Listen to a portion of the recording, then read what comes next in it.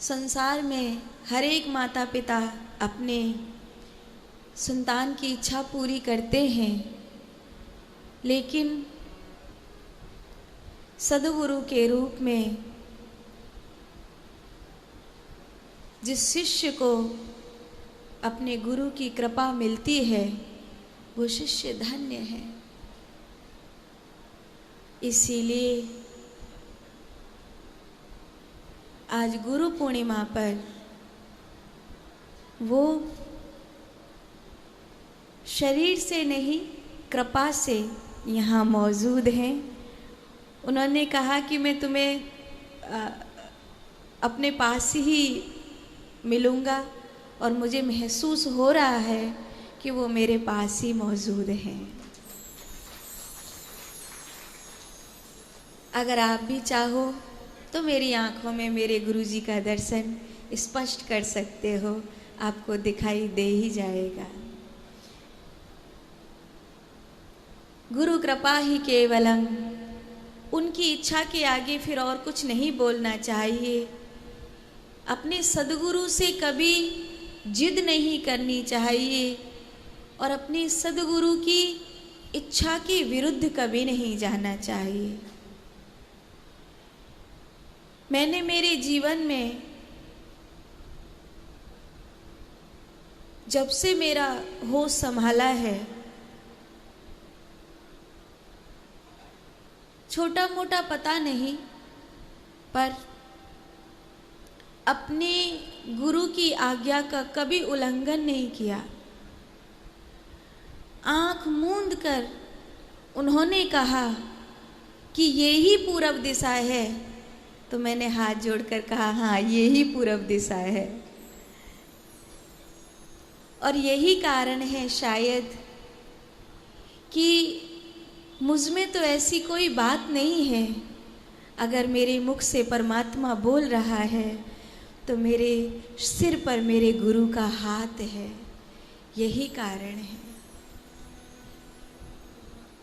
न ऐसा कोई ज्ञान है, न ऐसी कोई भक्ति है कि ब्रह्म तत्व को महसूस करने वाली कोई तपस्या और साधना भी नहीं है। लेकिन अगर उस सत्य के नूर को मैंने पाया है तो ये मेरे गुरु की कृपा है। जिसको मैंने पाया है वो सद्गुरु की कृपा से पाया है। इसीलिए मेरे आगे भगवान और सद्गुरु दो खड़े हों तो मैं मेरे गुरु को ही प्रणाम करूंगी, क्योंकि भगवान को मैंने गुरु की कृपा से ही पाया है। इसीलिए आज गुरु पूर्णिमा पर मेरे सद्गुरु को बारंबार प्रणाम। बड़े भाग मानुष तन पायो, बहुत बड़े भाग्य होते हैं जब मनुष्य का तन मिलता है, और उससे भी बड़े भाग्य होते हैं जब सद्गुरु की कृपा मिलती है। जीवन में एक ऐसा हाथ जो ये कह दे कि कोई नहीं है तेरे साथ, मैं हूं ना, तुझे क्या चिंता है, मैं हूं तो तेरे साथ। और एक वो हाथ जो कह दे कि मैं हूं तेरे साथ, बस ऐसा लगता है सारी दुनिया से लड़ लेने की ताकत आ जाती है।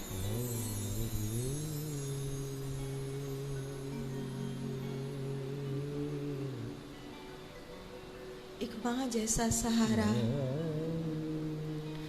माँ गर्भ में 9 महीने साथी है हमको, और सद्गुरु जीवन भर साथते हैं हमको। माँ जब जन्म देती है तब हम शरीर धारण करते हैं, और सद्गुरु जब जन्म देते हैं तब हम आत्मा को धारण करते हैं, तब हम परमात्मा को धारण करते हैं। हम द्विज बन जाते हैं उस दिन जिस दिन सद्गुरु हमें धारण करते हैं।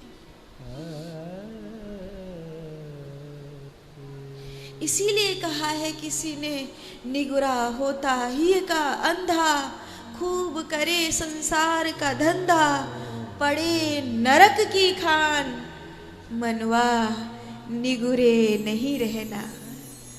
जीवन में निगुरे का क्या भरोसा। जिसको अभी तक सदगुरु नहीं मिले उसको जीवन में क्या मिलेगा। जिसको गुरु के आगे झुकना नहीं आया उसे परमात्मा मिलेंगे कभी नहीं।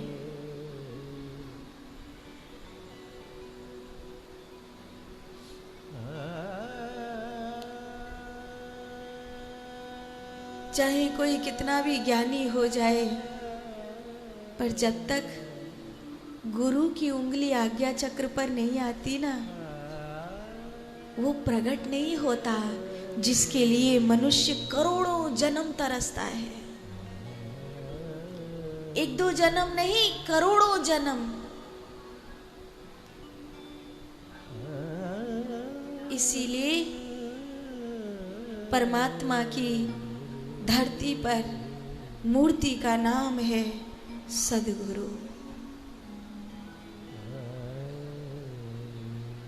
एक ऐसा भाव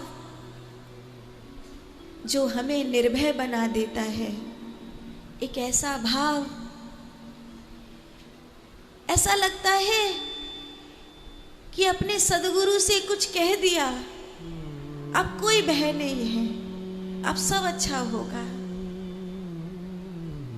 लोग कहते नंदी के कान में कहने से महादेव सुन लेते हैं, पर अगर तुम्हारे गुरु जीवित हैं तो नंदी के कान से महादेव सुने या न सुने, गुरु के कान से महादेव जरूर सुनते हैं।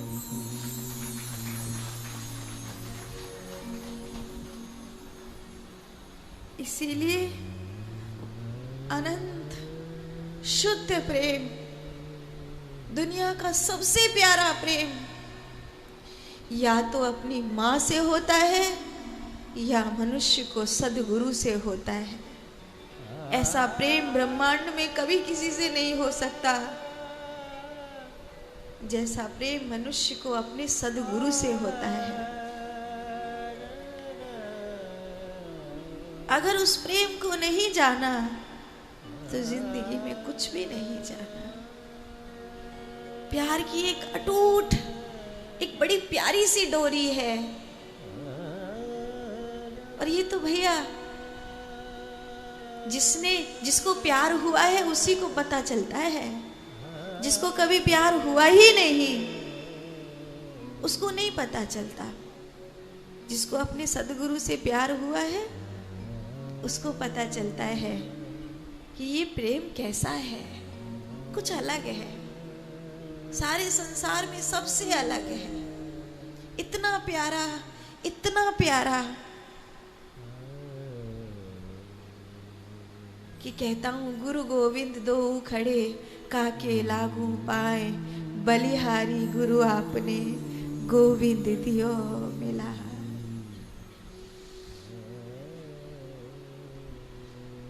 बोलिए सदगुरुदेव भगवान की। सदगुरु की जरूरत है भी या नहीं? हम जैसे लोगों की जरूरत है भी या नहीं? पर कुछ लोगों को देखकर लगता है कि हाँ, उनको सदगुरु की जरूरत है, उनको हम जैसे लोगों की जरूरत है। सारे लोग वैसे नहीं हैं, कुछ हैं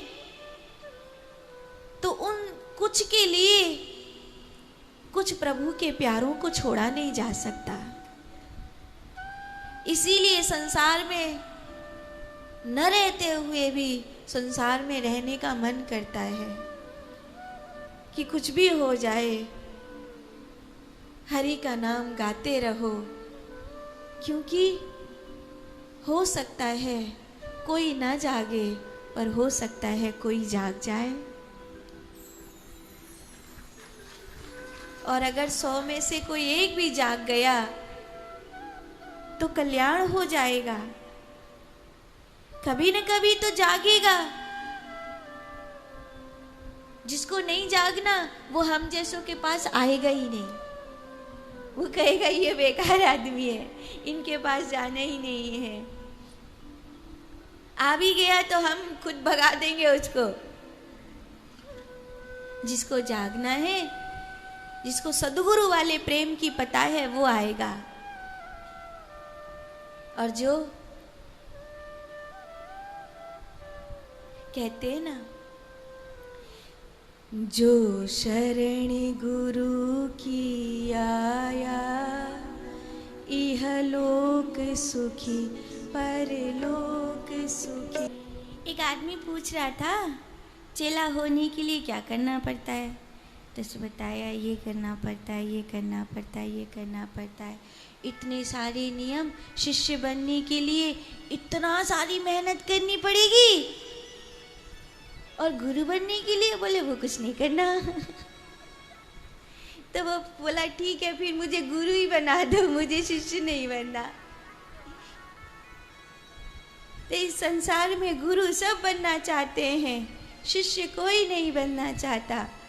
लेकिन जब तक आप एक सद शिष्य नहीं हैं, तब तक आप सदगुरु भी नहीं हो सकते।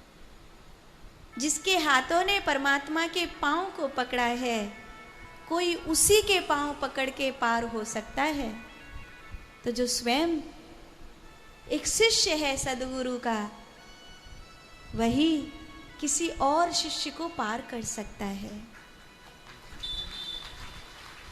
इसीलिए सत्संग या तो सदगुरु के मुख से सुनना चाहिए या गुरुमुखी के मुख से सुनना चाहिए। या तो सदगुरु के मुख से सुनो या गुरुमुखी के मुख से सुनो, ऐसी बात है।